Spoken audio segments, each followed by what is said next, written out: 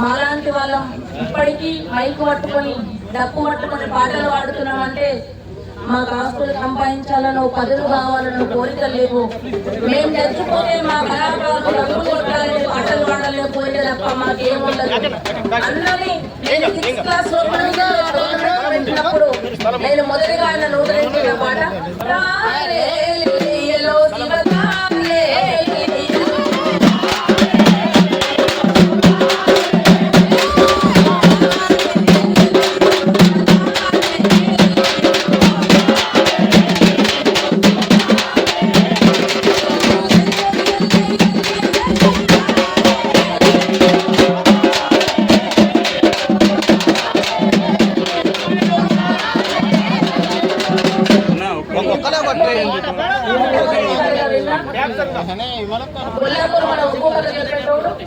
ప్రజల పోరాటాలపై వచ్చిన ఊకతలు పెట్టోడన్నా వీరుడ వీరుడ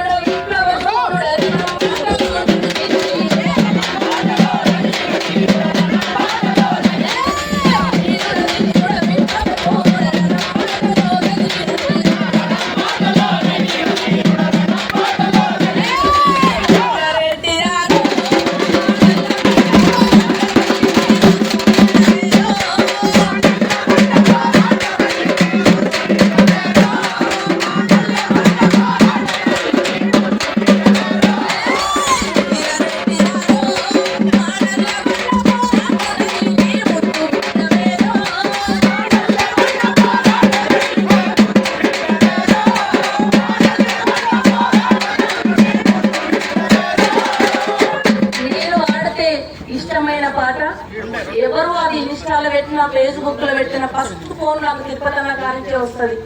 ఉద్యమంలో పనిచేసిన బిడ్డలన్నా ఆయన మాకంటే పెద్దోడు నాకంటే పెద్దోడు అన్న ఒక 10 ఏళ్ళు 8 ఏళ్ళు పెద్ద అనుకుంటా నాకంటే బిడ్డలాగా చెల్లెలాగా చాలా ప్రేమ చూసుకుంటాడు. అప్పుడు ఆయనకు పిల్లలు లేరు.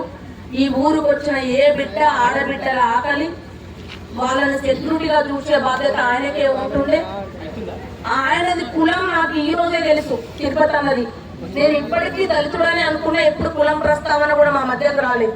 ఎందుకు అంటే దళితుల పక్షాన్ని నిలబడ్డవాడు, దళిత ఉద్యమాల పక్షాన్ని నిలబడ్డవాడు, సామాజిక రుగ్మత పోవాలని మణధర్మ శాస్త్రానికి వ్యతిరేకంగా ఒక గొల్ల కొమ్మ డోలు వేసుకొని పసుపు బండారు పెట్టుకున్న కులంలో పుట్టిన బిడ్డ దళితుల కోసం కొట్లాడిన ఉద్యమంలో ముందున్నవాడు. ఆ పోరాటంలో జైలుకు పోయినోడు, దెబ్బలు తిన్నోడు, పోలీసు చిత్రహింసలు కూడా దళిత పులులం